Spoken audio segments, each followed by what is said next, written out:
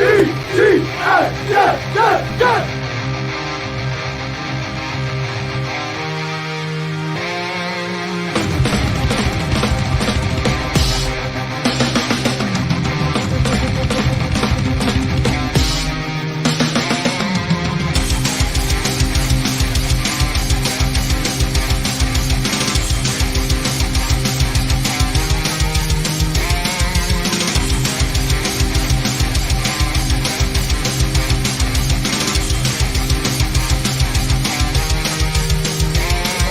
job today, man.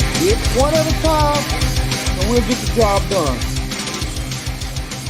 Y'all know what to say. On three. 1, 2, 3. And the home of the Jets.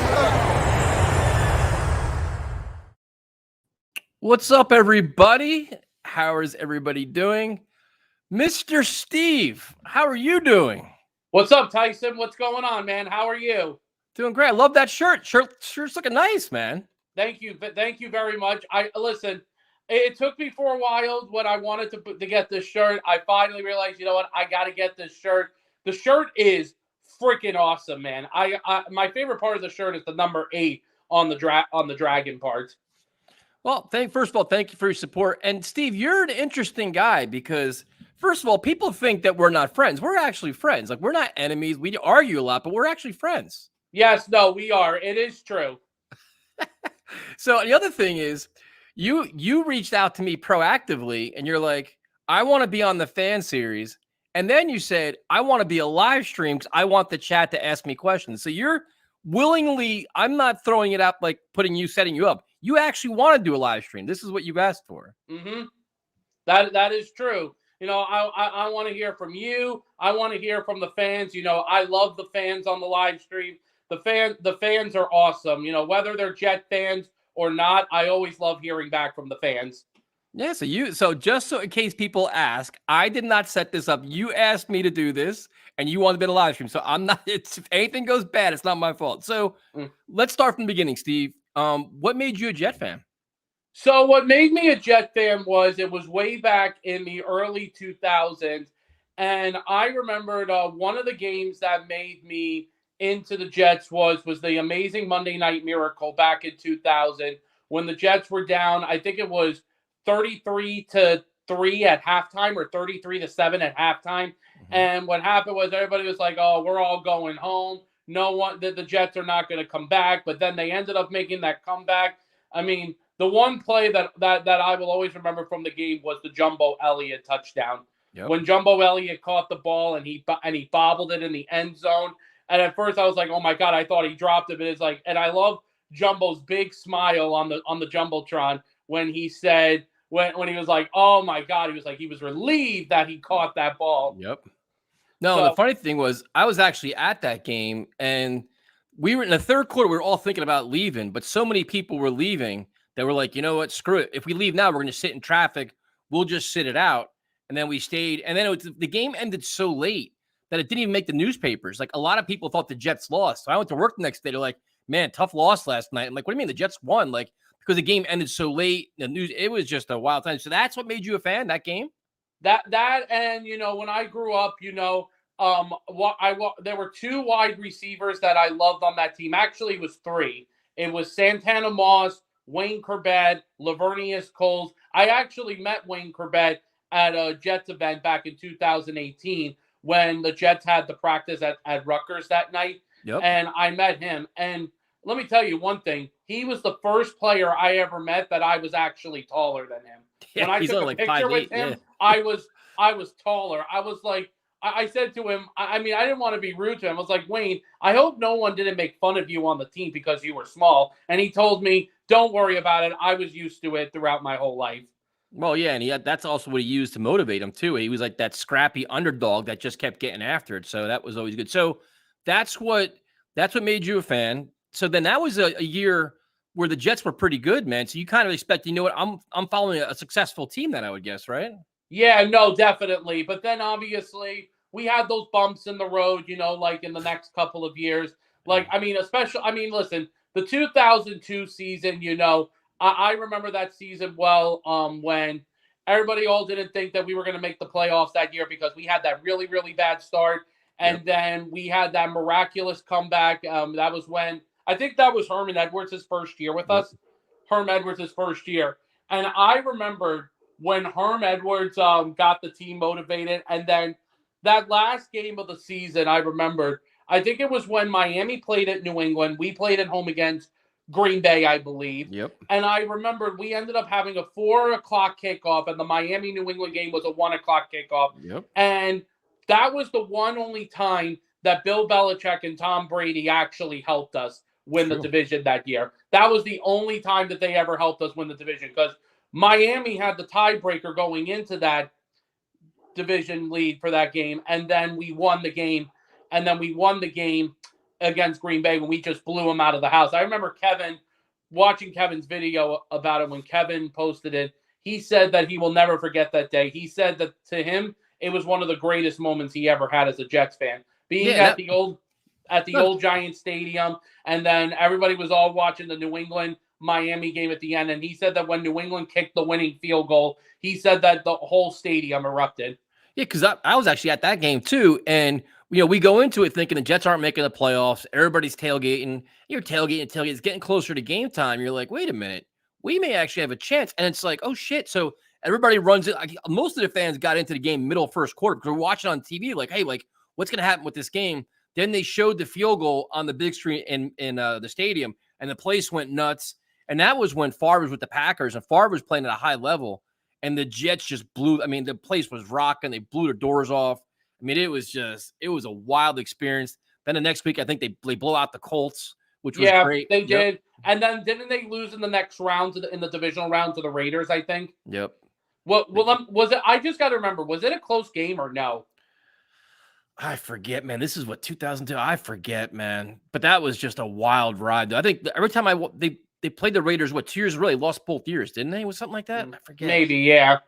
You're the stat guy. You usually know all these stats. What's going on? No, usually back in the early days, like those were the kind of games I didn't remember. But now moving forward, I remember everything. Like I remember the great 2004 season we had, and then obviously that year when we won that amazing game in San Diego in the wild card round, and then we lost in the divisional round because what was his name? Doug Bryan missed 2 field goals. He missed 2 freaking chip shot field goals. And we actually could have beaten Pittsburgh to go to the AFC title game. I mean, I don't know what would have happened the following week if we played New England, but that was at the time when New England was on their dynasty. Well, Herman Edwards also screwed the pooch there by having Chad Pennington take a knee, and that's when Doug Bryan just barely missed the field goal. So that was a disaster. But so instead of going down bad moments in Jets history, who would you consider as long as you've been a fan? Who's your favorite coach at this point? Oh God. My favorite coach of all time, ever since I've been a fan of the team. I mean, listen, the first coach that I was really, really into was Herman Edwards at the time. Mm-hmm. So I've gone through Herm Edwards, Eric Mangini, Rex Ryan, Todd Bowles, Adam Gase, and now Robert Saleh. If I had to pick between those 6, my favorite was Rex Ryan. Fair enough. Now Rex was no good. No, it was just. The thing is, what I loved about Rex was when he was the coach of the team. He was so enthusiastic. I remember the first year, and I mean, I'll never forget how he was always so funny and animated on the sideline his first year when the Jets would make a great play. I mean, I remember in the AFC title game that when he got us to the AFC title game that year, there was one play I remember when Calvin Pace blew up the running back, and Rex went so nuts he lost his headset. Yeah. I was laughing hysterically when Rex did that. Well, the thing about Rex is that he gave the Jets an identity and a culture and a personality where all Jet fans bought into it, where it was just like his opening press conference. We were all like, this guy is friggin' awesome. Like he was like, you take a swipe at one of ours, we take a swipe at 2 of yours. Like the Jets had we had a face of the franchise. We had a presence, we had an attitude, we had a swagger, and it was desperately needed. Then they won, which was great too. So, but then if Rex Ryan's your favorite coach, who's your favorite GM? Favorite general manager? So you got McCagnon, you got Tannenbaum, you got Idzik. No, here was the thing. I did like Mike Tannenbaum. Me too. I did like him. I mean, because he did a lot of good things. But I mean, does Joe Douglas count? He's a general manager, isn't he? Yes, he is. So, because the thing is, what the thing is about Joe Douglas is what I really like about him is like how he's building this team now. Like he should have he's one GM that knows like how to build a football team compared to like the other times when we had Izek and McCagnon. Because listen, I did not like both Izek and McCagnon. Nope. They both had no idea how to run, how to like prepare or build a football team. Like I remember back when McCagnon said he wanted to try doing a rebuild. He was like, okay, you know what? Let's do a rebuild. That started in 2017. Things were going to be okay. And then in 2018 was the only year he was aggressive in that draft. He traded up to get Darnold. And then after that, he would just draft the best players that would be like the best player available. Like he didn't care about the offensive line position, which he struggled with very much. When he would go after offensive linemen, he would go after people that were very injury prone. Yep. Like he wouldn't go out. And the problem was, if you watch the times, even when Sam was our quarterback, Sam got his ass kicked a bunch of times in games because the offensive line always broke down. Yeah, well, they destroyed Sam. But the interesting thing about Joe Douglas is he's being given a chance to offset having a complete quarterback bust on his roster. Like, McCagnon had Darnold. Darnold blew up, and McCagnon's like, you know what? You blew it because you drafted the wrong guy. As of now, Joe Douglas drafted the wrong quarterback, but he bailed himself out by getting Aaron Rodgers, which is one of the best quarterbacks of all time. So he saved himself right there by getting Aaron Rodgers. I mean, do you have a favorite Jets GM of all time? Man, I like Tannenbaum too, man. I thought Tannenbaum did a lot of good things. I mean, there was a lot of politics in play there towards the end with him, but he did a lot of good things. Other than that, who else? I mean, it's him or Joe Douglas. Everybody else has been terrible. Idzik, McCagnon, they were awful, So no, but I'll tell you one thing. Idzik was a lot worse than McCagnon. Oh, I will just say that. Idzik was a lot worse. Do you remember in 2014, the Idzik 12? I remember. Awful. Terrible. All right, so then you went through the coach GM. Who's your favorite player? All-time Darrelle Revis. There you go. Are you going to Canton for a ceremony? Me and one of my little brother's friends and I were trying to get tickets to go, but we're waiting to see for a good price. But I got to tell you about Revis, man. I remembered watching Revis the day he was drafted in 2007, and I remember that year Tannenbaum traded up to get him. I think Revis ended up being the 14th pick of that draft that year. Maybe I think it was number 14. But I remember that the beginning when Revis first played with us, he struggled a lot at the beginning. Like I remember the first game of the year when he was supposed to cover Randy Moss, and Randy Moss blew him, like destroyed him the first game of the year. And everybody then all started calling Revis a bust and all that stuff. But I said to myself, give this kid a chance and we'll see. Then he got better each year. 2009, he was so close of winning defensive player of the year, excuse me. But I think what happened was what was his name that ended up getting it? Charles Woodson was the one who got it. But Revis, I remember, came in second place. But I remember watching Revis that year, and man, Revis was a beast that year. Yeah, so for those of you asking, Jake will be on at 9 o'clock. So after I'm done with Steve, we'll bring some callers on, and Jake will be on at 9. So I'm changing things up a little bit. We're trying to make a little crazy stuff here. No, Revis was incredible, dude. That's when I was covering a lot of practices then, and to watch him practice his preparation, everything, his battles he had, his like dedication to his craft. He was incredible, dude. So we went through all that. So now let's talk about this year's team, man, because we got a lot of interesting topics here. So who is your favorite Johnson? Woody Johnson, Chris Johnson, Leon Johnson, or Keyshawn Johnson? Unfortunately, we have so many Johnsons with the Jets. Or Jermaine Johnson. If I had to pick, I didn't watch him because obviously he wasn't really around the time when I started watching the Jets. But I did watch a lot of Keyshawn Johnson's highlights. Like I did like Keyshawn Johnson a lot. I know you watched Keyshawn Johnson a lot. I heard he was an animal of a receiver. He was a hell of a player, man. He was good. Before we actually do talk about that, Tyson, there was something I wanted to always ask you, because we went through, obviously, the bad years with Adam Gase. I know you and Kevin went through the bad years. Listen, the other day, I was actually looking up the time when Rich Kotite was the coach of the team. 4-28, obviously, was his record. Terrible record he was. Yep. But let me ask you this. When he was the coach of the team, was the team very competitive during the 2 years? Because it did look like that he did compete. They were in a lot of close games. They were unprepared. They had talent. They were unprepared, out of shape, and poorly coached. And they would have leads and always blow them. That's what and that was when they hired him. Was my first year as a season ticket holder. So I saw his years. I'm like, you've got to be kidding me. It was the worst football you could ever see. Because the minute he left, Parcells came in, got them all in shape, got them all well coached up, and they were a very good team right off the bat. Like, Kotite had no idea what he was doing, dude. He was so far in over his head, and it's just, it was bad, man. Would you say that Rich Kotite was worse than Adam Gase? Well, that's a great question, but I think Adam Gase was worse because he destroyed Sam Darnold.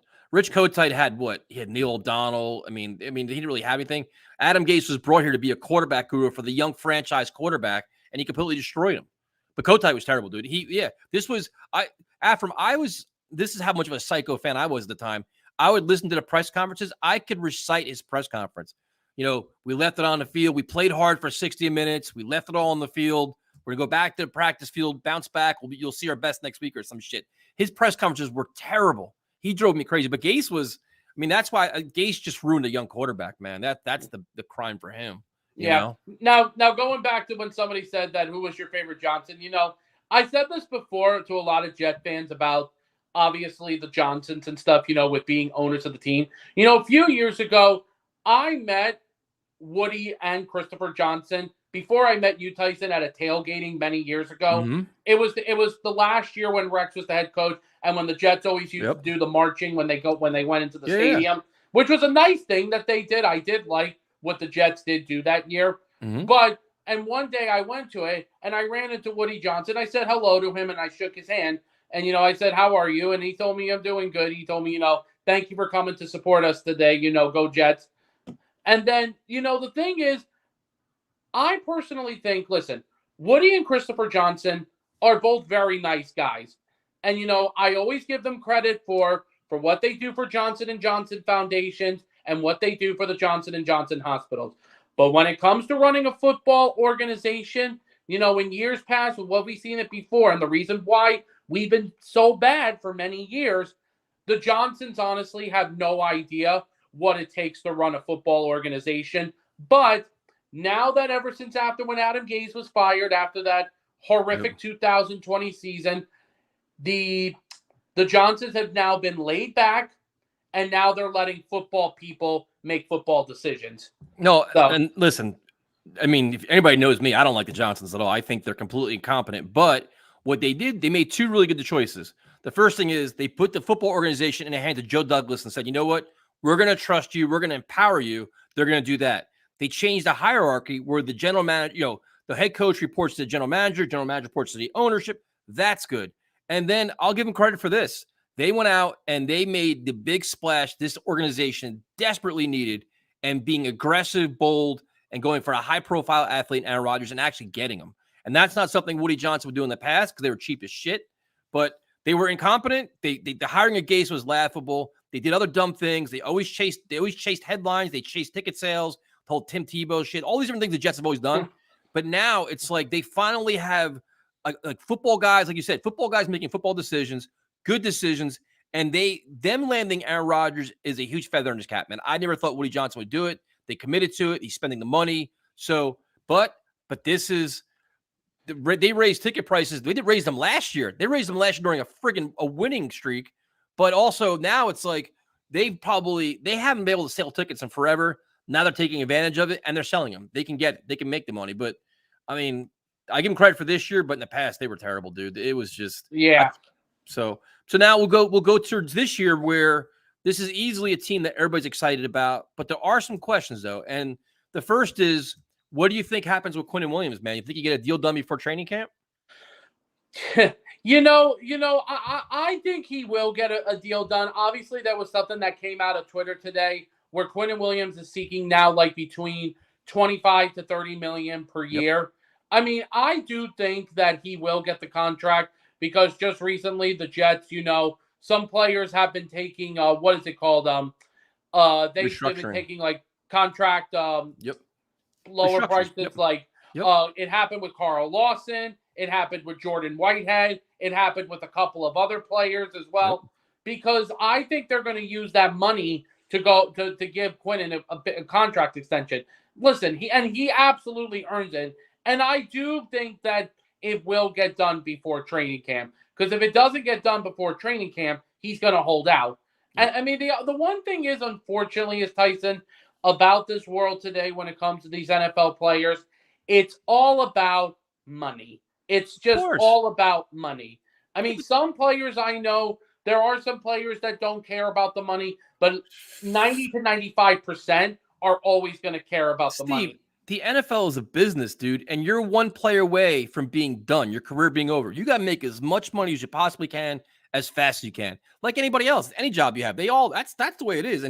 And for me, Quinnen's earned it. I think the Jets may have dropped the ball by letting it play out so long. They probably got to pay him more, but the money he's asking for, he's earned. He's not Aaron Donald, but he's a step below him, and that's where the pay is. So, and it doesn't really come down to the big gaudy numbers. It comes down to guaranteed money. How much guaranteed money you're going to give him, and that's money out of Woody Johnson's pocket. But so what? You want to be an NFL owner? Pay the money. That's what you do. So we go from Quinnen Williams should get paid to another guy that I'm hoping they re-sign is Quan Alexander. Are you surprised that's not done yet?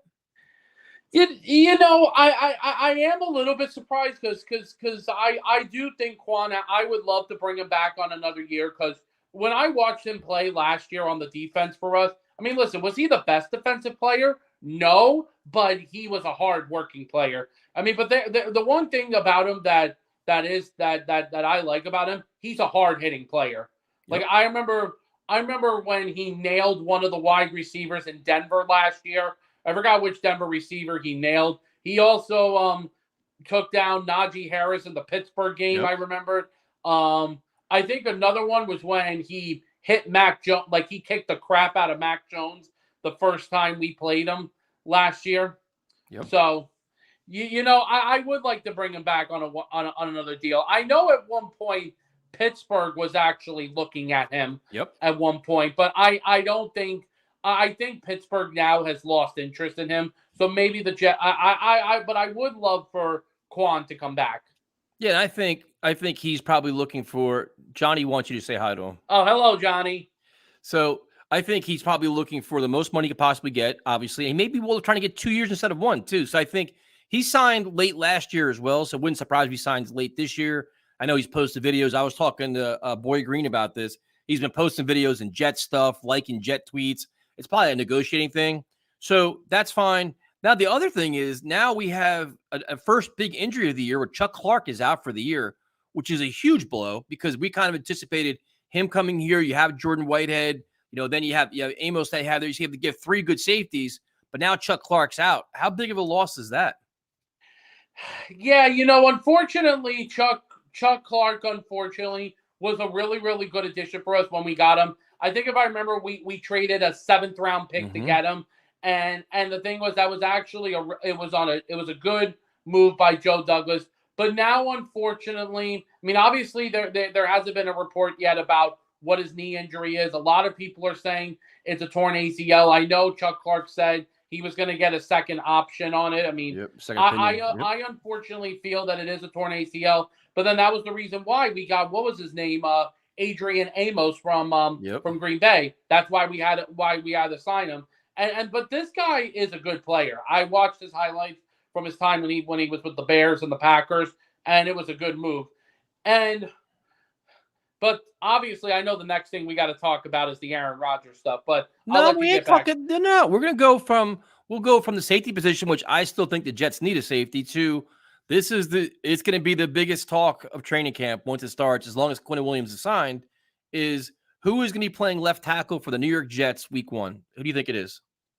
I think it's going to be Dwayne Brown, because Dwayne Brown obviously did a good job at that position last year, despite the fact that he was playing through an injury. I know what was his name? Someone just posted about it, about Mekhi Becton. The thing is about this is that, you know, I would love to see Becton get back at the left tackle position. But the thing is that one thing Coach Saleh said to Becton this year was that you have to earn it. Yep. You got to earn that spot. I mean, the only way Becton can get back at that spot is either if he plays either at the left, if he's got to compete with Dwayne Brown, or if he doesn't compete, if he loses, then he's got to play at the right side, which I know Mekhi doesn't want to do, but if Mekhi wants to get back at that left tackle position, he's got to earn it.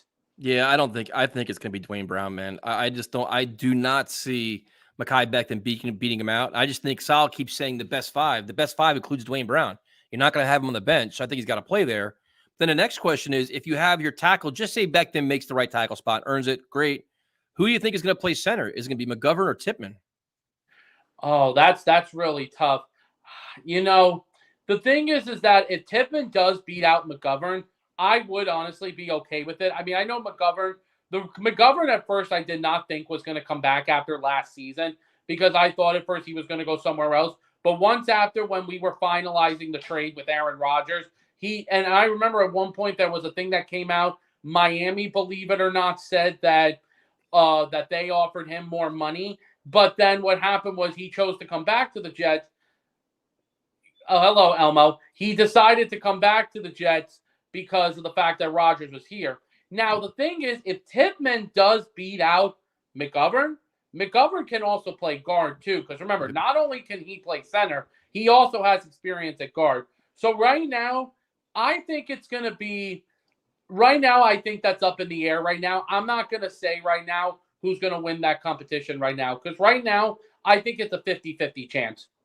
Yeah, I mean, I think the Jets want Tippmann to win the job, because then you have your young center could play. You know, that's the anchor of your offensive line. Let him play for the next however 4 or 5 years. And like you said, they're both versatile. Actually, Tippmann can play guard too. I think when they drafted him, a lot of analysts had him pegged as a guard, not a center. So that was interesting. So I think they have some versatility there. I think they have some flexibility. They signed a lot of tackles. They have a lot of depth. I think there's going to be a lot of competition. So hopefully the offensive line is good. Now, if you look at the rest, the running back position is interesting, because you have Breece Hall, who everybody loves, but he's coming off a major injury. Ty Johnson's out. So you have Zonovan Knight. You have Michael Carter. You have Izzy, the rookie. Do you feel comfortable with the rookie running back, or the running back room, or would you add somebody else? You know, I kind of like the running backs that we have now. I do, even though, yes, Breece Hall is coming back from the injury, and I can't wait for Breece to get back on the field this year. The thing is, and I know a lot of Jet fans were all saying about, are we going to go after Dalvin Cook? But the thing is that I kind of like the running back position that we're at now. I mean, listen, Michael Carter came off of a tough year last year. I do like the rookie we drafted out of Pittsburgh, Izzy. And not only can he be like a good running back for us, he could potentially be our kickoff returner this year, because he does have experience at kickoff returns now that Braxton Berrios is now gone. So I think he could definitely be at that competition. But you know what? We're going to see what happens. And you know what? I'm looking forward for Breece to coming back this year. If Breece isn't ready to, I mean, I don't want to rush Breece back. I'll keep saying it over and over and over. Like, it's great that he's healthy, he's moving around. Like, if you have to save him till week 8, week 9, or like just kind of slowly break him in, that's fine. But in the meantime, you need somebody else. Now, I'm a Michael Carter fan. I hope he plays well, hope he bounces back. But a guy like Dalvin Cook, dude, is legit. Like, that's like that 1-2 punch, especially if Breece is, you want to start off Breece with 10 carries a game or 8 carries a game. Dude, I'm all about how could Dalvin Cook hurt us? It can only help. And the money he's going to get is no big deal. The Jets have cap space. So if you don't want to go him, if you want to go Kareem Hunt, I like Leonard Fournette, even Ezekiel Elliott, all these guys, I think the Jets should end the running back, dude. Yeah, no, listen, you made a good point. I mean, listen, I do like Dalvin Cook as well. The only issue that I have with Dalvin Cook is he can be an injury-prone player. Last year, he had issues with his shoulder. 1,000-yard years in a row. Yeah, yes, he does. But at times, though, because there were times where he would miss some games in previous years when he played for Minnesota. I know, and the only thing is, what worries me is, I mean, obviously he just this was just updated today. He just had his shoulder is good to go. I mean, because he had season-ending shoulder surgery last year. But listen, if the Jets feel they want to add another one, you know what? Go for it. You know what? I'm just a fan. I'm not part of the organization. Don't give me that I'm just a fan shit. I'm asking you your opinion. Don't be like, oh, if the Jets want to do, what do you want to do? Personally, right now, I just feel good about our running back competition. I like our running backs.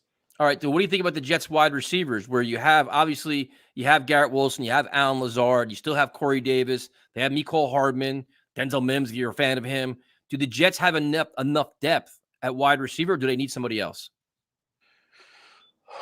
That's a good one, too. I mean, obviously, Garrett Wilson and Alan Lazard, I think, are going to be the two main receivers.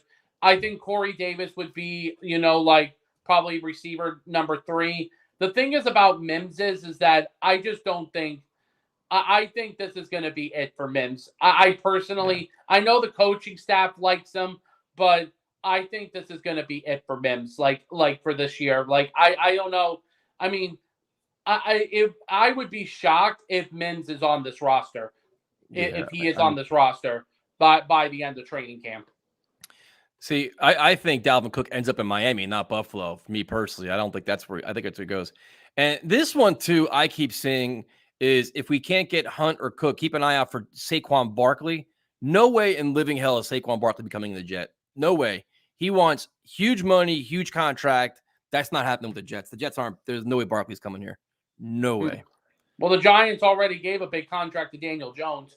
Yeah, but they're not going to pay a running back $14 million a year. Oh, I know they're offering, but the Jets aren't going to do that. There's no way they're going to do that. That money needs to be spent somewhere else. So now you go from there. So now the offense has Aaron Rodgers, man, who is probably one of the best quarterbacks I've seen in my lifetime. I mean, I respect Brady, but Aaron Rodgers is ridiculous.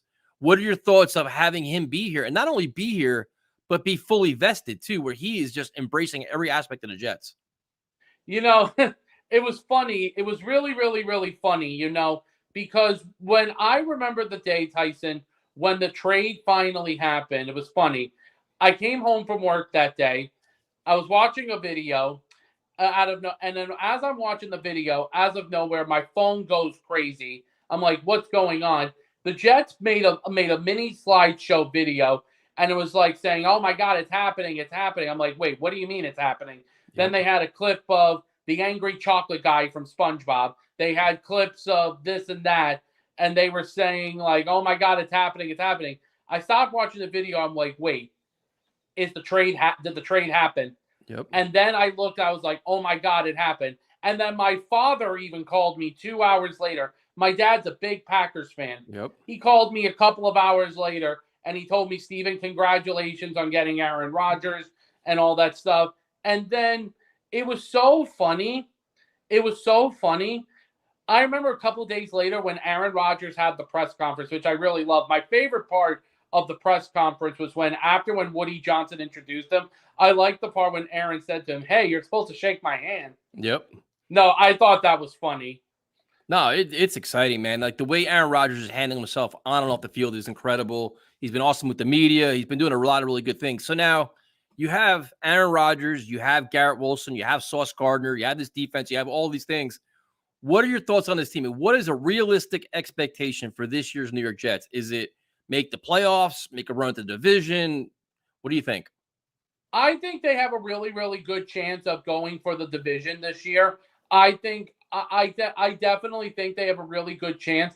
Number one, if the team stays healthy the whole entire year, yep, and definitely make the playoffs. I mean, the one thing I like what also Aaron Rodgers said was that when one of the reporters asked him about, Aaron, you're coming to a team that hasn't been to the playoffs in 12 years.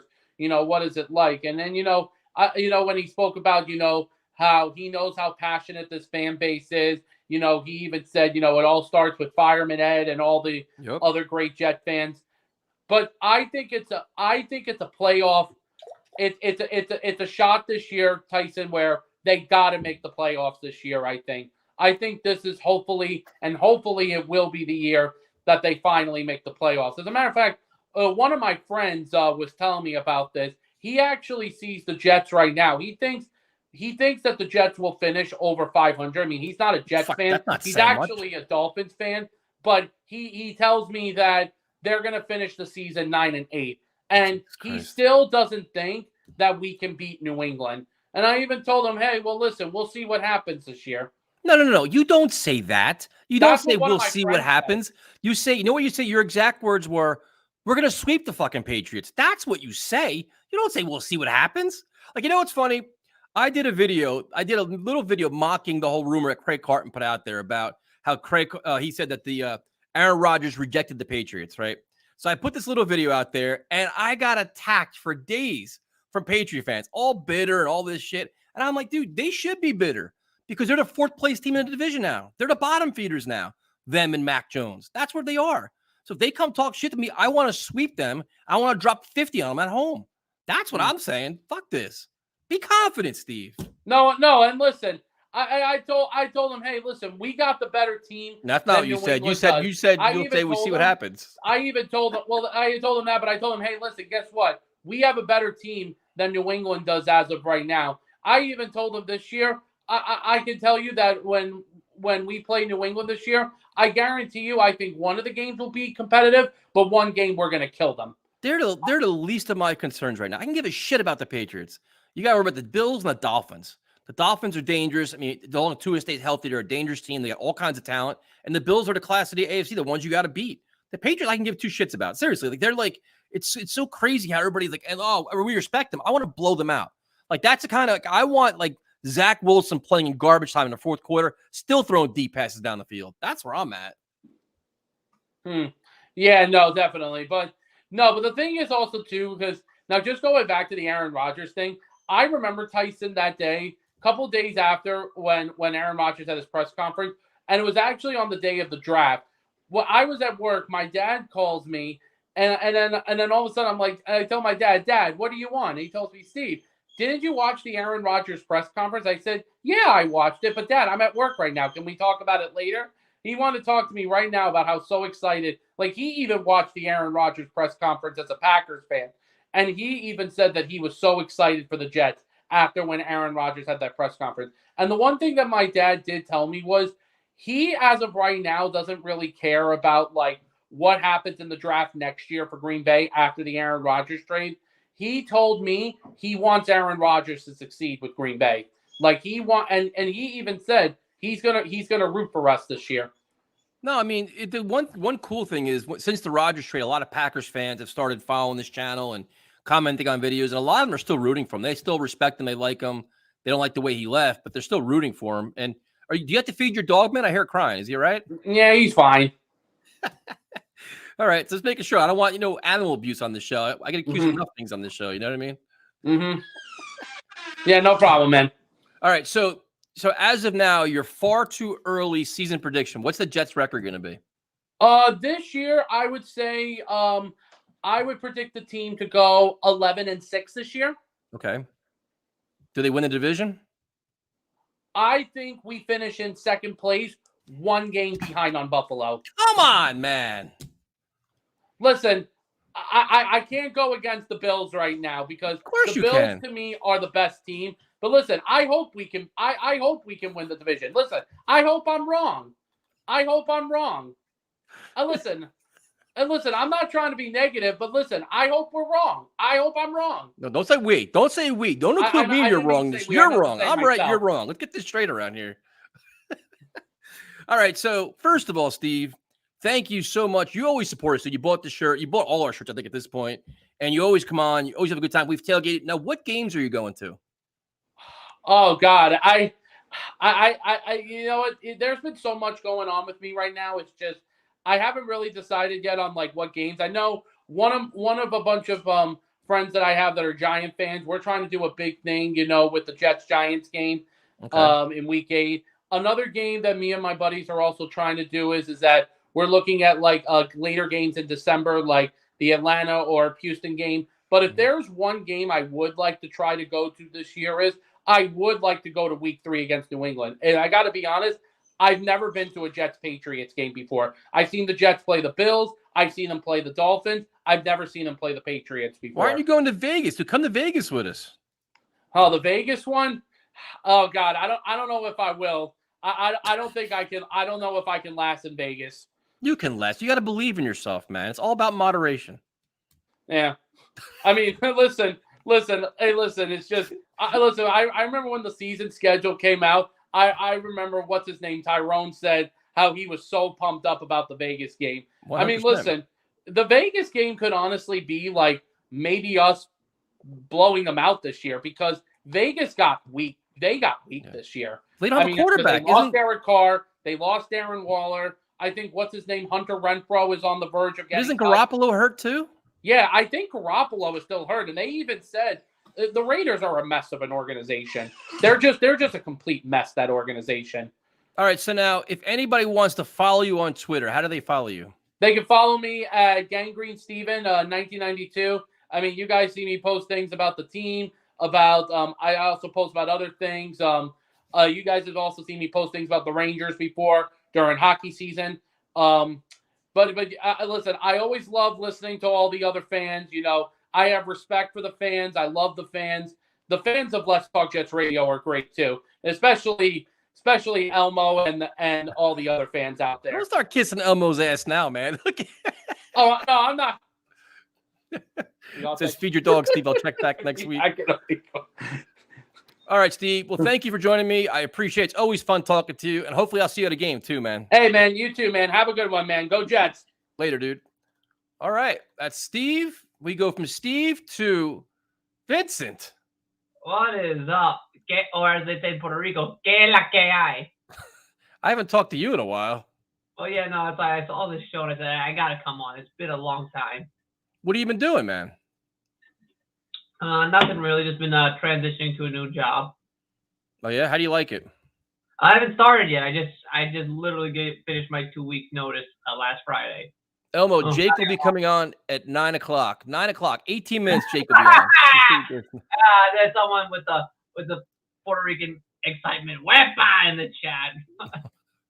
So, what are your thoughts on the Chuck Clark injury? You know, it's on brand Jet. That's all I can say. The hell does that mean, on brand Jets? It's unfortunate. It's an unfortunate, but I do like the fact that they were able to quickly pivot and make a move to compensate the injury. Do you think they still need another safety though, or do you think they have enough talent there? Well, I'm comfortable right now. Like I said, look, if something pops up, I have faith in the front office to plug the gaps. Okay. So then, are there any other holes? Do you think they have to get Quan Alexander? Do you think they need a running back? What other moves would you make? The thing with Quan is that the thing with Quan is, as much as we like him, the thing is they just want to get him at their price because ultimately he's in a position that they don't overly utilize in the way Robert Saleh and Jeff Ulbrich run their defense. So as talented as he is, he's just not a heavily utilized asset. So you can probably get away with having a younger, lesser experienced player there. Would you rather have a veteran established linebacker like Quan there? Of course, but like I said, because it's not a heavily utilized position, that you can get away with it with a greener player. Okay. So what about running back? Would you go after a Dalvin Cook? I'm not really feeling like getting a running back. I'm comfortable right now with what we have, you know. You're not concerned. So if Breece isn't completely ready, you're not concerned that there's enough depth there? No, I think I'm fine. I think a lot of the issues last year with running back was more on O-line, less on. Look, I mean, Breece is, obviously a rare breed of running back. We all know that he's a rare breed of running back. But I think the other guys, I think most of their issues were just they came in like when that offensive line started to waver around the halfway point of the season. They just struggled because more of the O-line struggled than on them, not being able to, play. All right. So then if we're talking O-line, then what is your level of confidence in the O-line? Do you think Dwayne Brown's going to play left tackle and Beckton's going to play right tackle? Don't choke, man. No, it's just. What are you drinking? What the hell are you drinking right now? Bacardi Dark on the Rocks. There you go. On a friggin' Monday at 8:45? Why not? All right. I mean, that's not the craziest thing I'm doing. I'm getting a tattoo. Are you? Of what? I can't say. What do you mean you can't say? What is it? Like, is it a Jets tattoo? No, because I promised the guy coming on that I'd keep it under the wraps. What in the fuck? So you're not going to tell me because you want to tell Jake? I will tell you this. It's tribal.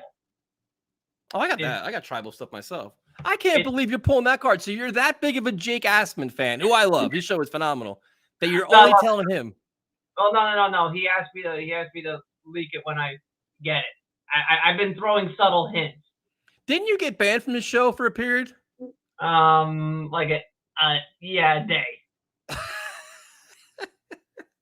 How the hell did you? Even we don't ban you, man. You must have did something really stupid.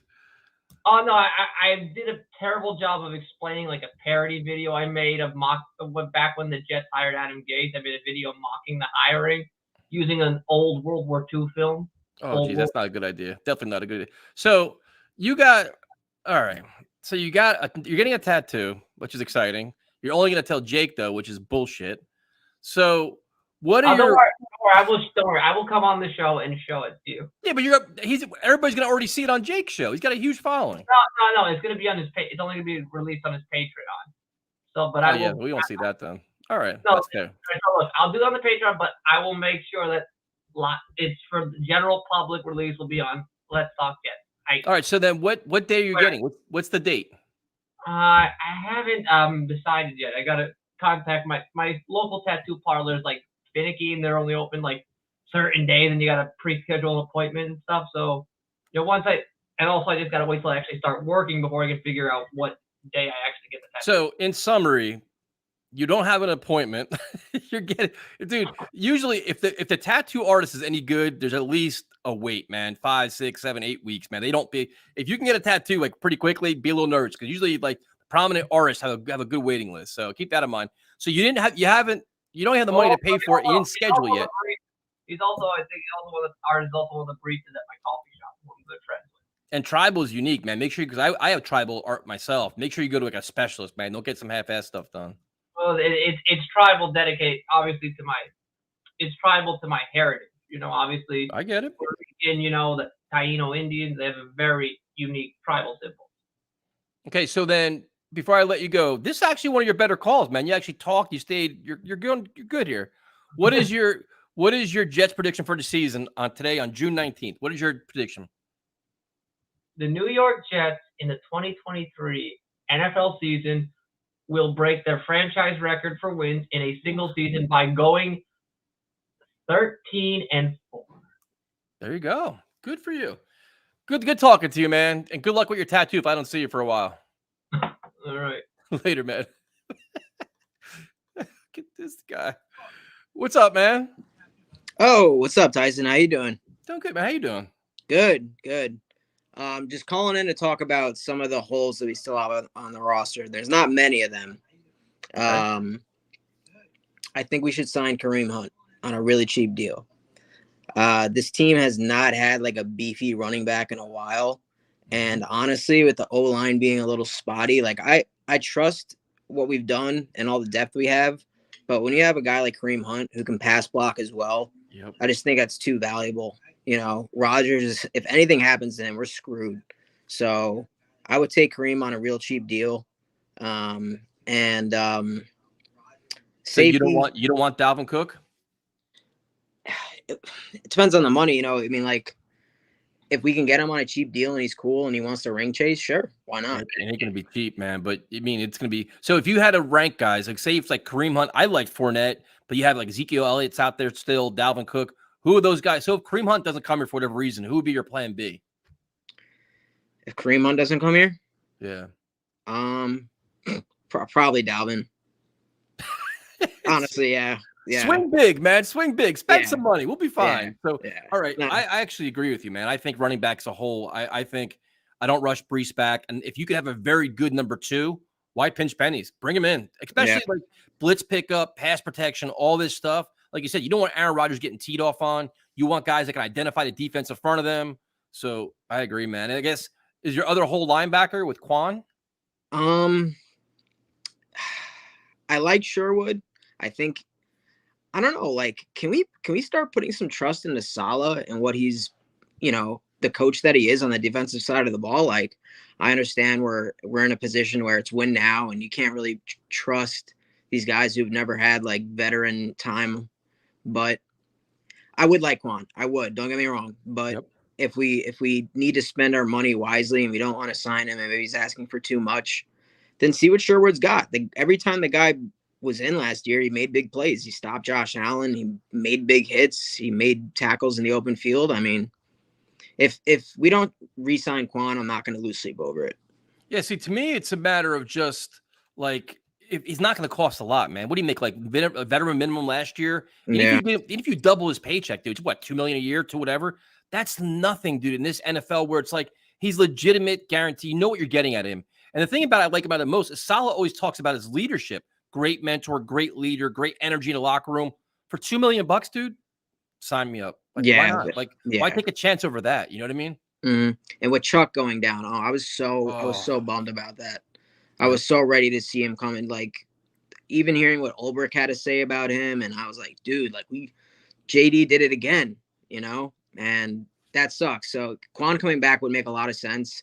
I did like the Amos signing, and we still had a top 5 defense last year with Jordan Whitehead and LaMarcus Joyner. So I mean, yeah, I think we'll be all right, you know. And I think I'll say it now. Like, I don't know if you saw that PFF grade for our D line, putting us at 14th in the league.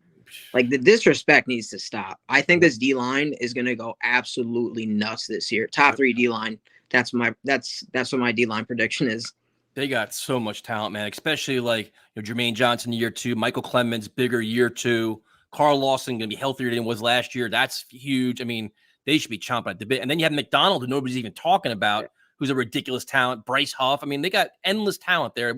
And they're playing with a lead. Hopefully, playing with a lead too, so they actually can attack and not worry about holding the opposing team to 6 points a game.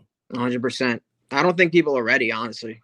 Like, I can't wait, dude. I just every day it's like this is the worst part of the year because there's no news whatsoever except for like a random injury. Yeah, I just want training camp here. I can't take it anymore. Yeah, I can't wait, man. I did buy tickets for the Giants game, so hopefully I run into you. That's gonna be a crazy only game I can go to this year, but money well spent. I'm excited, but it's gonna be a great year, man. I can't wait. Thanks for calling, man. I appreciate it. Yes, sir. I'll catch you later. Have a good night. You too. All right. My first Monday night with calls after I'm starting to get used to this shit now. It's going well. It's going well. So we got Jake in about 8-9 minutes. We had V-Man. We had Steve, who was dropping all kinds of knowledge. Steve was good. Steve throwing knowledge all around. So what is your thoughts? It was funny. The last time I talked to you, we were all about optimism and happiness and everything is great. And then you said, I hope something has to happen. We need some kind of news. And bang, Chuck Clark out for the year. You got your news. It is what it is. What are you going to do? I feel bad for the guy. I mean, it was it. But they, like V-Man said, they pivoted right away and they got Amos. So but I still think they need somebody else. You're just giving Vincent credit right now? I give him credit. I give credit to anyone who makes a valid statement. I don't know what their trust is with Ashton Davis coming in, but I still think they'll look to see what happens during training camp, and I think that's what Quan is waiting for. I think Quan's going to wait to see what's available to him, or get his last best offer. I think things are all like in a holding pattern right now. Yeah, and I hello Darren. He calls me Dad, but that's okay. Elmo, say something for credit. I mean, come on, man. But now the one thing you question though is I thought Chuck Clark was going to be a vital role where he's going to play many roles in the defense. Right. Losing him kind of almost makes Quan Alexander almost essential. Like you got to get him because Amos is a consistent safety, but you still don't have that hybrid guy. Yeah, I mean, if you bring Quan back, you could also rotate him with Sherwood, give him more experience, and this way you also keep Quan healthy. Yep. Right. So I mean, there's great. Having him really adds to what they want to do. I think both lines are ready. They have plenty of depth on both the O and D line. I'm not concerned about that. Wait, well, time out. Yeah. You're not concerned about the offensive line? You have both tackles coming off injury. Yeah, no. Laken Tomlinson was not good last year. No. And then you got to figure out who the center is. Yeah, I think that all pans out. I really do. I do. I think that they'll be fine. I really do. I think they'll be fine. No big deal. No big deal. That's it. Hey, you don't have a little bit of concern? No, I don't. You got to be kidding me. What do you want me to tell you? Want me to lie to you and say Beckett hasn't played in 2 years? I'm so worried. Beckett hasn't played in 2 years. I think he'll be fine. I think they'll all be fine. I think they'll be all put in a position. They're healthy. like you said, the only one Lakeland, but I think Lakeland now, there's He some was solid, terrible last year. some solid players now. So you got Dwayne Brown, who's probably totally healthy now. Hopefully, his shoulder's good, and you sir way too close to be adjusted. Not buying it. Well, what do you want me to do? Be say something I don't believe in? No, but now the one question we have here is: do you think Aaron Rodgers' ego is a problem? I think that was the portrayal when he came here, but he's been the complete opposite. He's been a leader. He's been a great teammate. He's embraced every aspect of the Jets, and he's holding everybody accountable. He's raising the bar, the standards around here. If he had an ego, he'd never show up the next day for practice. Yep. Okay? He's been actively involved. He's all in on this team, and he wants to prove something. Yep. Simple as that. I just, it like you said, this is a very slow point in the season. I haven't seen any cuts still on other teams. Nope. I think everyone's waiting for training camp and who's going to make the team, and that's when you're going to pick up some guys. Well, now everybody's just trying to find something to complain about. That's what it is. Now it's like Aaron Rodgers is enjoying too much of New York. I'm like, first, people were saying that he's never going to be around, never going to do anything around here. Now he's doing too much around here. I'm like, who cares? Like, let him enjoy himself now. If he's doing this late September and the Jets are struggling, then you're pissed off. But now, I can honestly, he's hanging out with teammates and going out. Yep. I mean, we commended Zach Wilson for doing that, going to hockey games and going this with his teammates. And now, if this guy wants to do it, and all of a sudden he's going out too many times, no one's ever happy. Nope, never. Okay, but when we start winning, no one's going to remember all of that. All they're going to say is, "Thank God we got him." Did you take your dog out yet? Elmo wants to know. He's done already. He's fine. He's good. He's out for the night. All right. And then the first time the Jets lose a couple games, that New York media goes after him. It might be a problem. Listen, I think Aaron Rodgers he knows what he's doing. Like he can handle the media inside out and backwards. I think everybody's waiting for like worst case scenario, right? That's what it seems like. They want to I think it's, if anything, I don't think the media is going to be a problem. I think the fans are going to have a heart attack and panic. Yeah. He can handle the media. I have no problem with that. He's been around too long. Yeah, I'm not worried about any of that stuff. So next, is your wife breaking dish? No, it's my son making something for himself. So you're the man of optimism. You're the eternal optimist. Last year was the year of the Jets. This year, we're not really sure what it is. Do you have any concern? Become the dragon. But is there any concern whatsoever about this team? Do you have any, like, going to training camp? Is there any weakness or something you have a little bit of you're worried about? I would say maybe another wide receiver. I don't know what they can do with Mims. I would like them to utilize Mims and what he can do, but I don't know. I don't know what's going on with him. But who's out there? They're not going after Hopkins, right? Apparently Hopkins doesn't want them, it seems like. Yeah, that's fine. You don't want to. I don't want anyone who doesn't want to be on this team. Yep. If they want to come just for the money, then they don't want to be on the team. I don't want another Tremaine Johnson. Okay. Get guys who want to be on this team. But especially like for a guy like that, where if you wanted to just say in theory, a 1-year deal, look at you, Mr. Busy, a 1-year deal, then like you come to this Jets offense, you're going to put up some numbers. You're playing with Aaron Rodgers.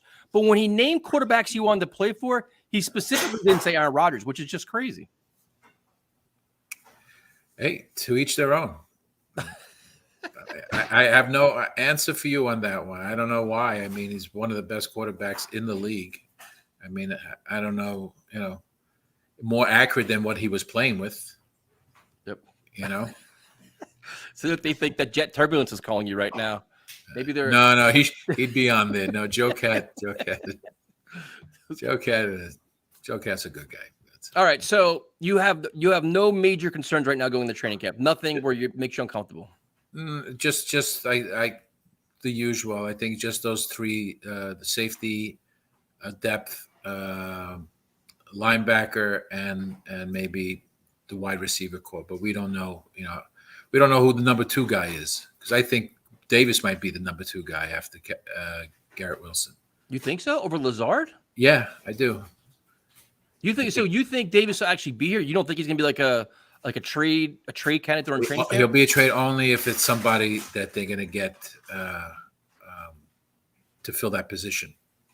It would have to be a much better player, right? And who's out there? Well, I just figured for cap space and stuff like that, and I don't. Maybe you're right. I'm just surprised Corey Davis is still here. To be honest with you, at the same cap number, I'm just really surprised by that. Yeah. I mean, but we look around, we keep saying him, but who is besides Hopkins? Who is the other guy available?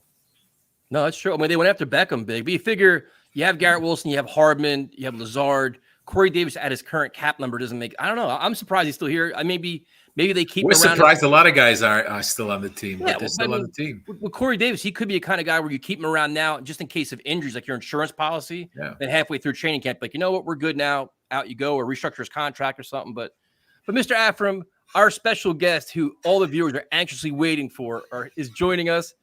I want to thank you, sir. I'm glad you walked your dog. I'm glad you walked your dog. It's great news. That's it. As Bruce Costas used to say. No Rich Kotite references? I left it all on the field, my friend. Oh, for 60 minutes, right? That clown. 13 minutes. Oh, God help us. Have a good night, man. Take care.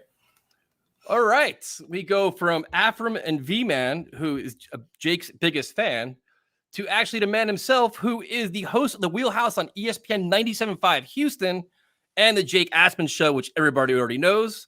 My friend, what's up? What's up, Tyson? Thanks for having me, man.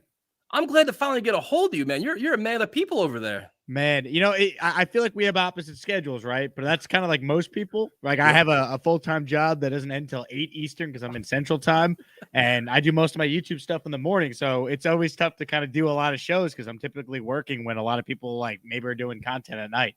Yeah, so now I have a bone to pick with you. Oh, God. So, so Vincent came on before you, and apparently he's getting a tattoo.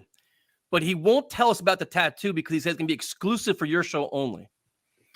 I'm assuming Vincent is the great V-Man. Yes, sir. Yeah, so I don't exactly have all the details on that, Tyson. V-Man kind of went with that. I think it came up in conversation of V-Man announcing the results of the tattoo for the Patreon audience. But I don't know if that was ever confirmed because like any conversation with V-Man, you don't know what's real and what's not actually real. That makes sense. Yeah. Well, I pressed him on it. I'm like, all right, what kind of tattoo? He's like, well, I didn't book the appointment yet. And I don't really have money for it yet. I'm like, well, then this could be a 2-year process then. It may not be happening anytime soon. So right. This all started because, our Patreon users want V-Man to join so we could join the Discord group chat, which has a million different jet-related and non-jet-related conversations going on. Yep. And I think after I brought that up to V-Man, like, hey, how come you haven't joined the Patreon? He's like, oh, well, I'm saving up money for a tattoo. I go, it's $5 a month, V-Man. Like, I'll cover it for you. And then I messaged him, and he's like, oh, I'll join, but, I'm saving up for a tattoo first. And that kind of started the conversation about this tattoo. But I don't know what it is, and I don't know when he's actually getting it. So I can't really add any other information there. He's saying by August, but I don't believe him. So we'll now go to some Jets talk. So first of all, what got you interested in the Jets, man? How'd you get involved in this whole world of gangrene? My dad was a huge Jet fan growing up. I mean, I could remember just like vividly remembered him just screaming on the couch growing up when I was a kid, reacting to Jet games on Sundays. And my grandpa was a season ticket holder at Shea Stadium. And my dad's favorite player growing up, because my grandpa took him to his first game, was Namath. So that's kind of where it all started. It was passed down through my family, really my dad, because my first memories watching the Jets were just being on the couch, not knowing what was happening, and hearing my dad react to whatever was going on in the game. Now, so going from being a fan to now having a huge YouTube channel and following a team that's actually exciting, man. Because we've had some rough years, dude. You're covering this team like we're making up stories. We're trying to be creative. We're talking draft in October, right? Right? How many times we do that? So how is it for you, like being, having all this, exposure to cover a popular team, like a fan-friendly team now in terms of excitement? Oh, it's awesome. But let me say this for the Jet fans out there. Like I started probably doing daily like YouTube videos, like right at the end of the Adam Gase era. And from like the end of Gase to like where we are now, there has always been interest from this fan base. As someone who does radio here in Houston, like I could tell you, there's been very little excitement for the Texans the last couple of years, as they have been one of the worst teams in the league. With the Jets, yes, we've all been depressed, angry, and upset, but we still show out. We still like emote and come out and support fellow YouTubers and podcasts. And like with the Texan fan, a lot of it kind of vanished, and it's starting to come back now because they had the exciting draft and they got a rookie quarterback to watch, and DeMeco's the coach. But like, I think Jet fans deserve more credit than they get nationally for being one of the great fan bases 100%. in all of sports. Because as bad as this team has been, as you brought up, the passion from this fan base is as strong as ever. And now to finally have a team that is a legitimate threat to, contend for a championship, it is so rewarding. And it's awesome to be able to talk about this team every day and talk about them for the right reasons, not talking about having to fire coaches and replace the quarterback and whatever else is going on. Like, it feels like we are finally ready for this team to give us wins on the field and not just things we get excited about in the offseason. No, that's an excellent point, man, because Jet fans travel well. Like, I always go 2 road trips every year, no matter how good or bad they are. And there's always so many friggin' Jet fans there. And we suck. Like, and they see the whole game. They're loud. They're proud. So it's really cool. So going into this year's team, everybody's excited. But I think there are some questions we got to talk about, because there are things that before training camp you want to see get resolved. And the first one is Quinnen Williams' contract. Are you, surprised it isn't done yet? And do you think it'll get done before camp? I am not surprised it's not done yet. I have never really felt like, they need to get it done by this date. They had mandatory minicamp. I think there would have been maybe more of an onus on, all right, like, let's get this done here. You don't want to find the guy and it becomes a big story. So I think maybe that's part of the reason why Saleh was willing to kind of just get rid of the minicamp with training camp starting a week earlier. So I've never really thought, they need to get it done by this date. But I've always felt from the beginning, it will get done, and it will get done before training camp. Quinnen will be paid. I have no doubt about it. It kind of reminds me, Tyson, of the Aaron Rodgers situation, where it's like, once he set on McAfee, his intentions to play for the Jets, we all knew it was going to get done. Like, Joe Douglas is, hanging out with drunk Boomer Esiason and saying he's going to be like, it was going to happen. It was just a matter of like when. Yep. I kind of feel the same way with Quinnen. Like, it's going to get done. It's just a matter of, when it specifically gets done. But it's getting done, and I believe it's done before training camp. Yeah, I completely agree. I think it's like once you actually start missing training camp practices, that's when like everything starts hitting the fan a little bit. I think they kind of avoid that situation. It's an unnecessary distraction, to be honest with you. So you go from that to, I think the other big story is going to be once camp starts is the offensive line, man, where you have Mekhi Becton was a man that people earning so much fan praise for his weight loss, his inspiration, the way he handled himself, to then saying, I'm left tackle, man. And then kind of looks like he pissed off Saleh a little bit too. So do you think the offensive line, do you think Dwayne Brown's actually left tackle and Mekhi's going to play right? How do you think this plays out? It's impossible to answer just because, like, you got to tell me who's healthy, right? Like, I'll tell you what, if Dwayne Brown is healthy, he's the left tackle. I think Saleh has already tipped his hand on that when he had that press conference and just gushed and just talked about how Dwayne Brown's a warrior and he played through injury and the coaching staff loves him and he's a great role model for the young guys on this team. Like, I think it's obvious if it was up to Robert Saleh, he would just make Dwayne Brown the left tackle now. But since Dwayne Brown's not going to be 100% healthy at the start of camp, you want to keep Becton locked in. You want to make sure that he's training and he's in the best shape possible. So when he does get the training camp, he's highly motivated and thinking he's got a legit chance to win the left tackle job. But let's call it for what it is. If Brown's healthy, it's his gig. But Dwayne Brown's 38. Like, there's a chance he's not healthy. And Mekhi Becton ends up being the left tackle week 1. So I don't think it's out of the question, but I think in an ideal world for the Jets, Brown's the left tackle. Becton shuts his mouth. He's in great shape. Contract year. He goes out there and plays right tackle, does it at a high level, getting a ton of spotlight, being on the Jets on a team that has Aaron Rodgers at quarterback, 6 primetime games, all that. And he parlays that into a big time deal from the Jets or another team. Like, that to me is the ideal scenario if you ask the Jets what they would want, to kind of project it out through the season. Now, do you think there's any scenario if, I think Brown's left tackle as well, as long as he's healthy. Do you think there's a scenario where if Mekhi Becton's the right tackle, he's like, you know what, I want to be traded. Like, I want to be out of here. Like, I'm not gonna play here. I would hope not. I suppose it's possible, but Mekhi Becton seems like a guy that is kind of ready to move forward and kind of live up to his potential. He's always engaging with Jet fans on social media. So, he reads everything. Like, he's really going to do the heel turn and request a trade because they make him a right tackle. Like, they're making you a right tackle on one of the best teams in the NFL, dude. Like, you get a chance to play with a Hall of Fame quarterback on a team that is a legitimate Super Bowl contender. If that's not good enough for you because you want to play left tackle, like, see you later. Like, I'll drive him to the airport myself if that's the case, because that to me is the height of selfishness if that's how it's going to be. It's not like they're benching him. They're giving him a starting spot on one of the better teams in the NFL. If that's not good enough, then I think they would move him, but I don't think he's going to do that. Long answer here, but I think he's going to come in, and I think he's going to be motivated. And if he's healthy, I think he's going to play well. I'm just hoping he's healthy.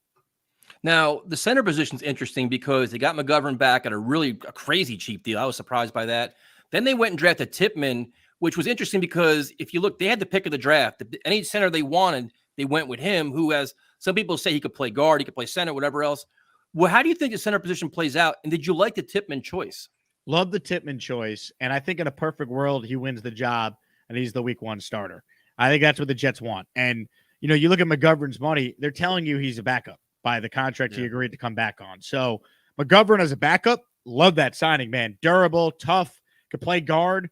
Maybe there's a scenario this year where Tippmann's starting at center and, God forbid something happens to AVT, or maybe Mekhi Becton or Dwayne Brown got hurt. AVT's got to swing out the tackle, and then McGovern can come in and he can play guard, which is what he did in Denver. So I loved that move, bringing him back. I think that was an important low-key signing that Douglas made. But I think in a perfect world, Tyson, I think Joe Tippmann was drafted to be the starting center. You have your pick of any center in the draft, high second-round pick.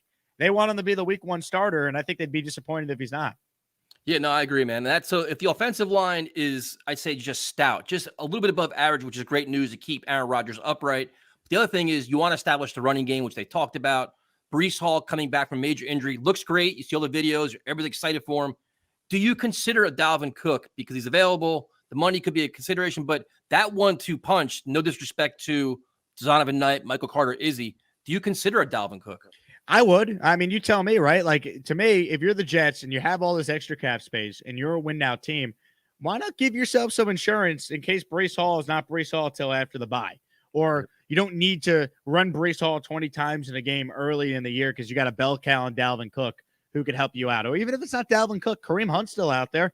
I'd take a flyer on him. I don't think he's going to be as expensive as Dalvin Cook. Leonard Fournette is out there. He could be a guy that could give you some carries. What did Leonard Fournette do really well that Tom Brady raved about? He was really good in pass coverage. Isn't that what the Jets kind of need? A back who could block 100%. And protect Rodgers? So I'd be all about adding a veteran back. I don't know if they're going to do it, though, and I think it remains to be seen. But I don't think it's impossible they do something. Cook would surprise me. I think he's going to go for more money than those other guys I mentioned, but I would 100% add someone. And, then I get asked on the show all the time, well, who would you cut if they sign a running back? You don't need to make that decision at the start of training camp. Like, the cut downs don't happen till the final week now. The Jets have an extra week of training camp. So just keep everyone, see who's healthy at the end of training camp and figure it out then. Like, see if Michael Carter bounced back in training camp. See if Donovan Knight is the real deal. And we'll see how good Izzy is. I mean, I like him. He's a 5th round pick. So I'd like a veteran running back. I know it's a long answer, but I think there's guys out there that wouldn't be that expensive this time of year, and I'd take a flyer on one. Yeah, especially like pass protection, blitz pickup, all that stuff. These young guys, new offense, all these different things. A veteran guy could be the eyes and ears for Rodgers, which will help. I completely agree there. The other interesting spot is a wide receiver group where they added some pieces. You have Hardman, they got Lazard. Obviously, you have Garrett Wilson, who's a star in the making. Excited. Corey Davis is still here. The Denzel Mims is still here, which I don't care about that. But what do you think they still need somebody else? I don't think they need somebody else, but if you told me they swapped Corey Davis for DeAndre Hopkins, sign me up. And I would do it. It doesn't sound like they're going to.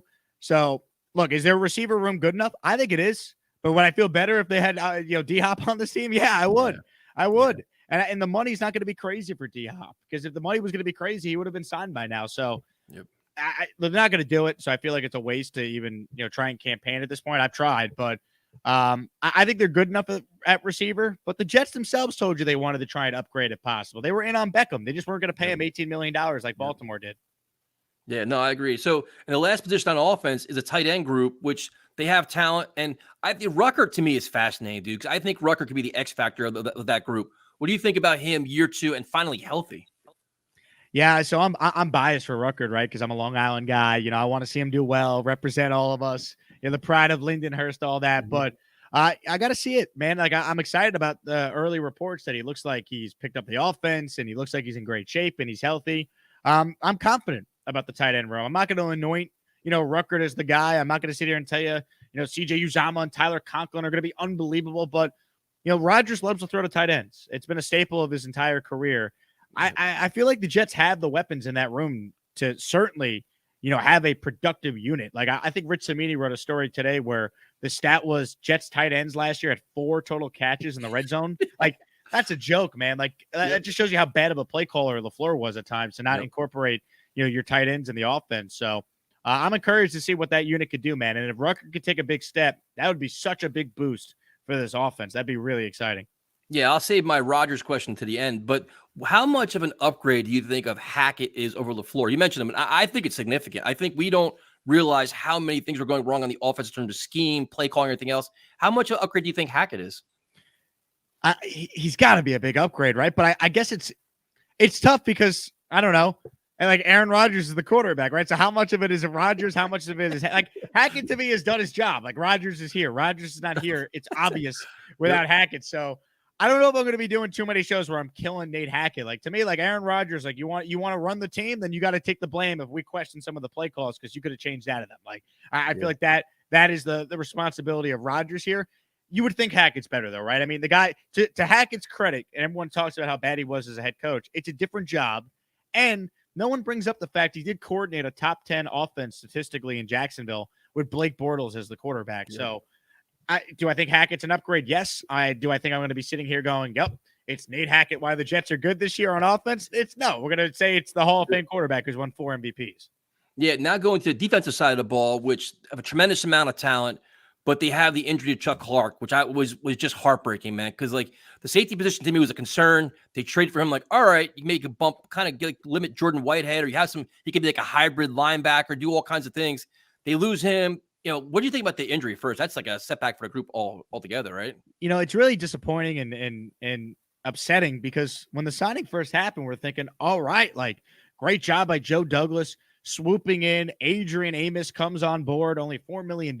If that, like you see the actual details now, it's less than that. It's a lot of incentives to get it to $4 million. And it's like, wow, good job by the Jets taking advantage of the safety market, bringing in some veteran depth. And then it's like, well, no, he's actually here because Chuck Clark's done for the year. You find that out after. So that's so disappointing, right? Because I thought Chuck Clark was going to play a big role on this defense. I was excited to see what he could do in a bunch of different spots that we're going to use him in. So that's disappointing. So I'm with you. I still think they're a safety short. I'd love to be wrong about this. Clearly, they don't value the position because if they did, they would have made some other moves a while ago. But they're putting a lot of faith in Tony Adams taking a step, or they're putting a lot of faith in Jordan Whitehead having a big time bounce back year. It does concern me a little bit, but I'll say this: if safety's one of your biggest concerns, that's a good concern to have when you talk about a team that's a legit championship contender. Now, what are your thoughts on the linebacker group? I mean, we all love C.J. Mosley, another year older. Quincy Williams is back. You have Jamie and Sherwood. Quan Alexander is still kind of hanging out there. And I'll keep saying it, man. It's like, if you want to give him a pay raise, you can double his salary. You're still not paying him much, man. And for all he brings to the table, it just seems like money well spent. Are you in that boat, or do you kind of want to see what Sherwood brings to the table? Yeah, I completely agree with you, Tyson, because think about it like this. Like, don't you kind of feel like they were going to use Chuck Clark in the box a lot more, and maybe that was going to kind of take away from what Quan did last year in certain packages? Well, you don't have that anymore. So I feel like Quan is more valuable now. And plus, as much as the Jets might like Jamie and Sherwood and say whatever they want to say publicly, we don't know what this guy is. You know what Quan is? A damn good football player who did stay healthy last year, who brings energy to this defense, who knows the system, knows Robert Saleh, and he played for less than $1 million last year. Like, why not just give him $2 million and bring him back? It seems like that's all it would take at this stage of the offseason. No, I agree, man. That's just money well spent, man. And Saleh always talks about he's a great leader, great locker room guy. All this passion, pride. It's a no-brainer for me. Then you go to the defensive line is interesting because the Jets have a first-round pick that nobody cares about, right? Like you have a first-round pick, and that's the last person anybody mentions talking pass rush. We're talking about Lawson and Bryce Huff and Jermaine Johnson and Clemens, all these pass rushers, and McDonald's kind of hanging out like, all right, this is like a redshirt year for me. I can just do my thing, put on some size. What are your thoughts about this defensive line, man? You make a great point. And doesn't it kind of feel like this would be a Jet thing that happened all this time in the offseason? We're spending talking about all these guys on the defensive line, but then McDonald comes in and he's like one of the biggest surprises on the team this year. Yep. That's it, right? I can see it. I could see it. I'm excited to see what he could do. I'll tell you what, they're going to use him on third down. Like him and Bryce Huff are going to be on the opposite ends, getting off that quarterback in the wide nine scheme. The Jets expect to be playing with more leads this year. If you're playing with more leads, it means teams are going to try and throw on you late in games. to try and play catch up. It means more opportunities to get sacks. So McDonald and Jermaine Johnson and Huff and the other guy and Carl Lawson now, assuming he's healthy and he looks great.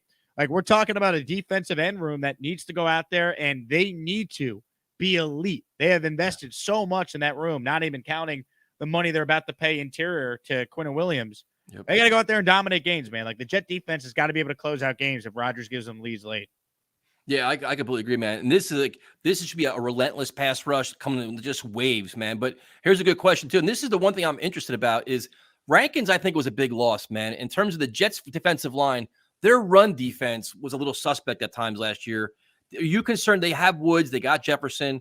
Do you think that's good enough to kind of short things up? And then obviously playing with a lead helps too in terms of stopping the run. Yeah, and I think something Jeff Ulbrich said was interesting during OTAs. Clemens playing inside more with JFM. Like, you have all this depth at defensive end. Like, Michael Clemens, I mean, he went from 270 something to like 290, Ulbrich said. So if he's at 290 pounds, you're going to play him inside. And if you look at how Clemens graded out against the run last year, he was excellent. So maybe their plan is, hey, look, Sheldon Rankins, we love you. We're not going to be able to pay you $10 million. Go get the money from Houston. We're going to bring in Al Woods. We're going to bring in Quentin Jefferson. And we're going to be able to go out there and still find a way to stop the run because we'll move Clemens and JFM inside and have them play there. If that's the plan, I think that's more than good enough for this defense to still be very good against the run.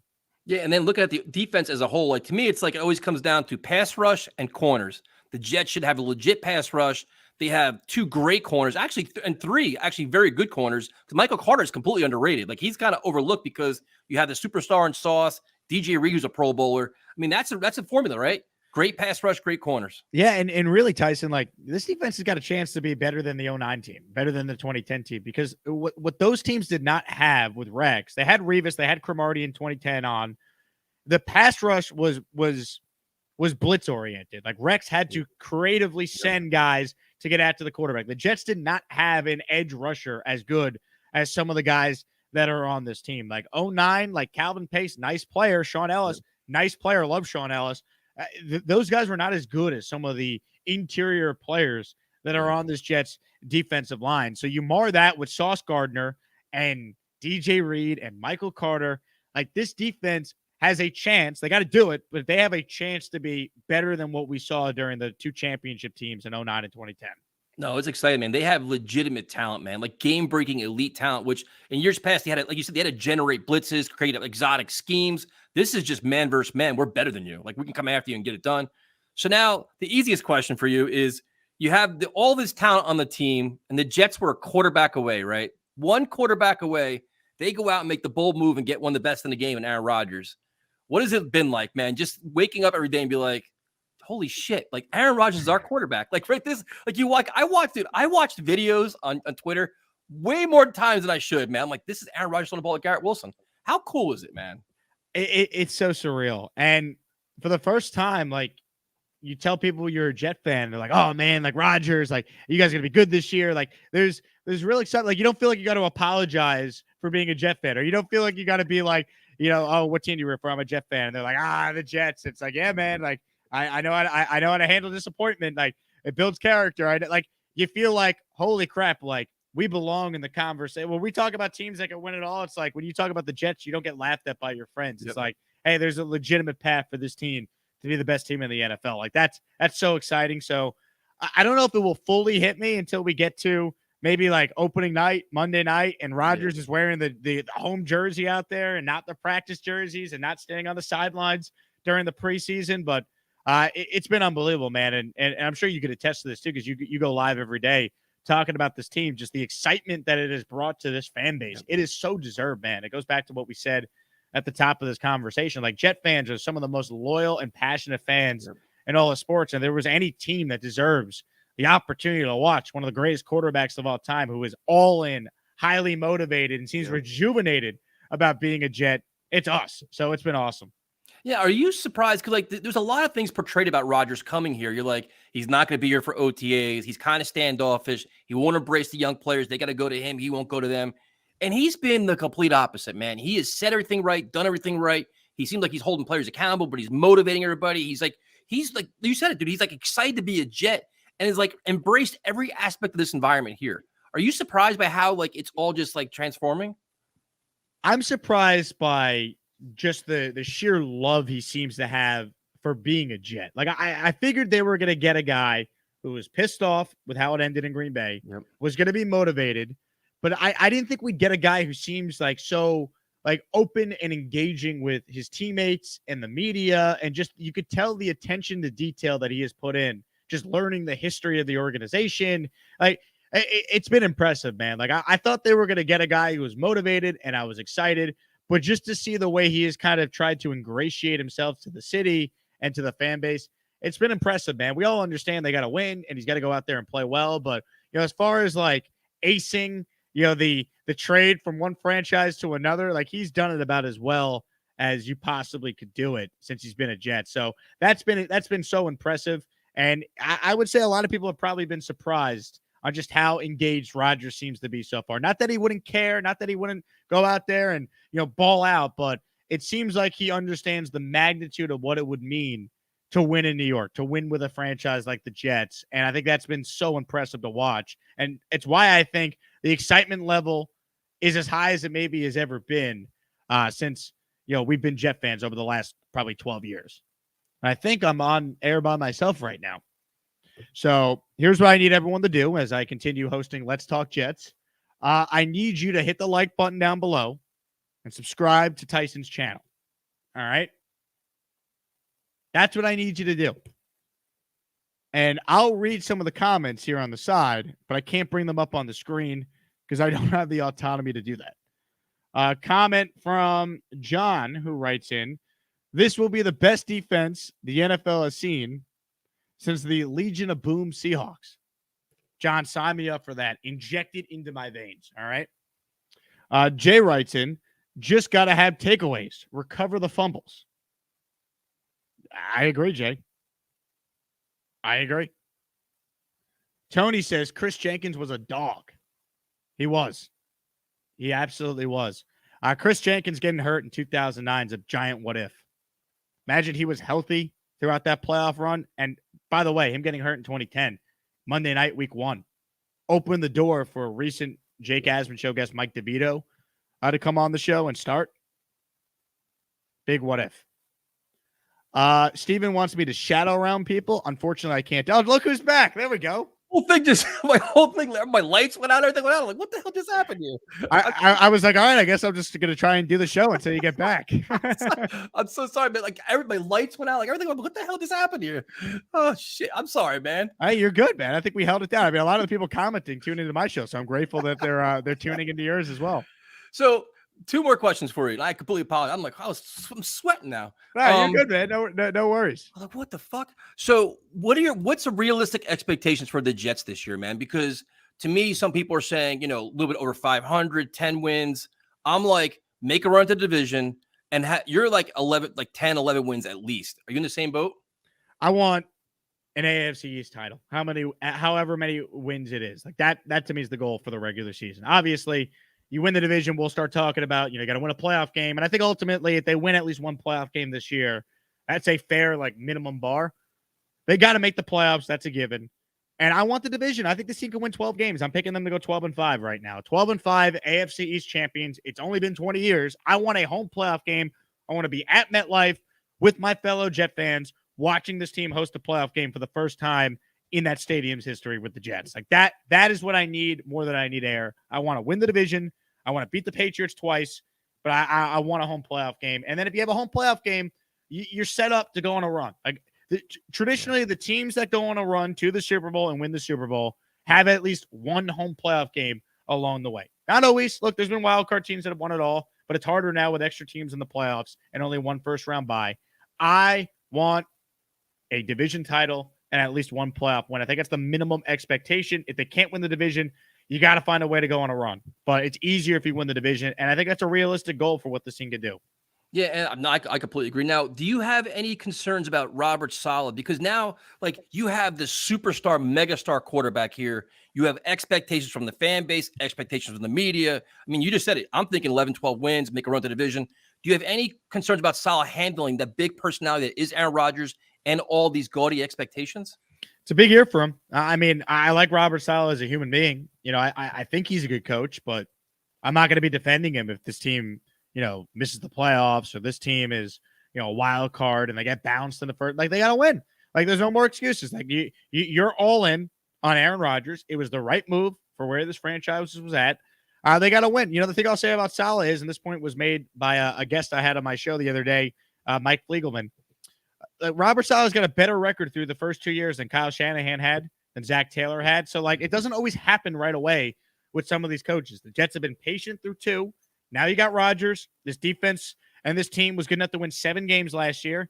The next step is make the playoffs. Like, that is a fair expectation for a head coach in year 3 and a general manager who's now had 4 full off seasons. I won't count year 1 because he got hired in early June of 2019. But he has his coach, he has his team. Now it's time to win. And I think they have the team that can absolutely win a division, and you go from there. Yeah, so right now, I mean, I completely agree, dude. Like, I think it's all the pieces are there. I think they'll make more moves throughout training camp. Maybe you get your Quannogs in, you get the Quinnen extension. If you had one big concern, like your biggest concern going to training camp, what would it be? Just the health of the offensive line. If I had to pick one thing, like, I think the roster's good. I think the line could be good. I just, I'd like to have another insurance at one of the tackle spots that you feel better about. Like, Broderick Jones would have been fun.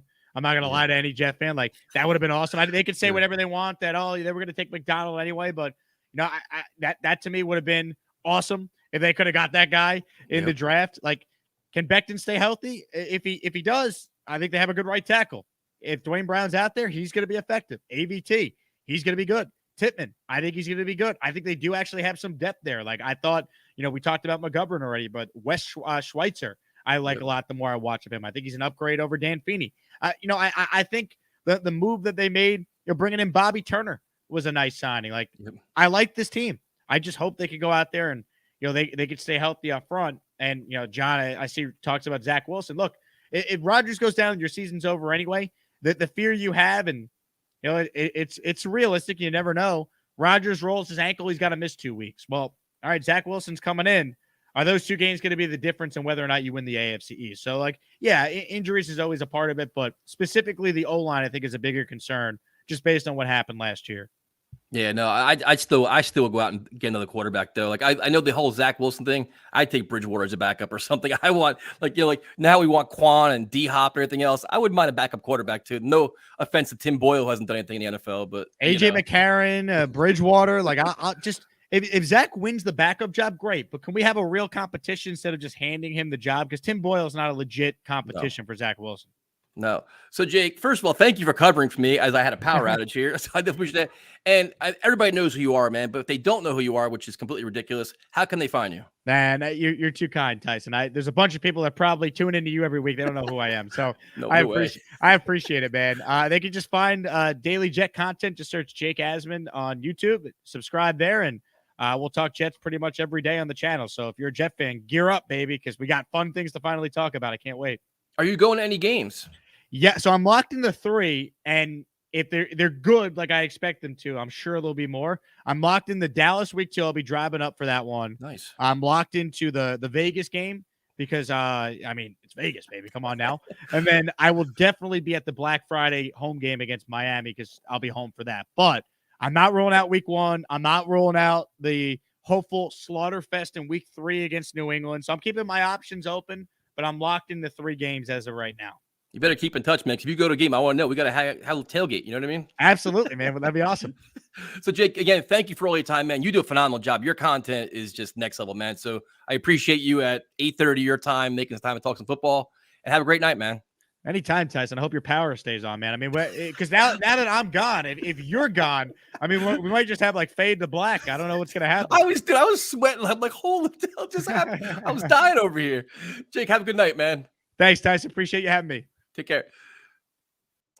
All right, everybody. Thank you guys for joining us. I have 2 great guests the next 2 weeks, so stay tuned for that, and I'll talk to you guys later.